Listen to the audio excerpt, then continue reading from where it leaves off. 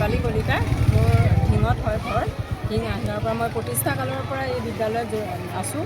2005 চনৰ পৰাই তেতিয়া আমাৰ বিদ্যালয়খনৰ নাম আছিলে আজান শংকৰ বিদ্যাপীঠ পিছত ইয়াৰ স্থানীয় যিসকল লোক সেইসকলে আপত্তি কৰাত আৰু আমাৰ বিদ্যালয়ৰ সকলোৰে সহযোগত ছাৰ আমাৰ ফৰিদুদ্দিন ছাৰৰ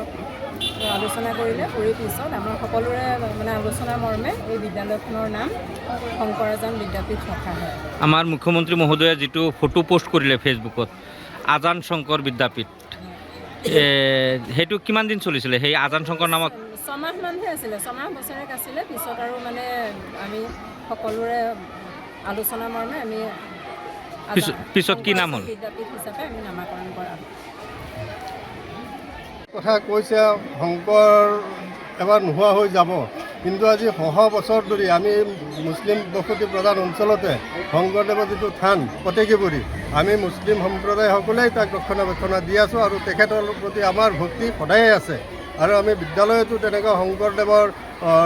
জন্মতিথি বা সেইবিলাক আমি পালন কৰি আহিছোঁ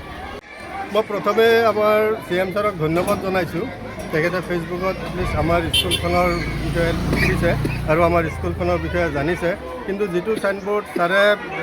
ফেচবুকত পোষ্ট কৰি লিখিছে সেই ছাইনবোৰ্ডখনত আজান শংকৰ বিদ্যাপীঠ বুলি লিখা আছে কিন্তু এই স্কুলখনৰ নাম প্ৰথমে আৰম্ভণি কৰা হৈছিল যদিও পিছলৈ ৰাইজৰ বহি আমি সকলোৱে মিলি এই নামটো চেঞ্জ কৰি কেতিয়াবাই শংকৰ আজান বিদ্যাপীঠ কৰা হৈছে গতিকে আপোনালোকে চাব পাৰে স্কুলৰ পিছফালেও এতিয়াও আমাৰ শংকৰ আজান বুলিহে লিখা আছে আজান শংকৰ বিদ্যাপীঠ বুলি লিখা নাই এইটো কোনোবা হয়তো দুষ্কৃতিকাৰীয়ে পুৰণা ফটো এটা লগাত পঠাই দি CM ছাৰলৈ এই কথাখিনি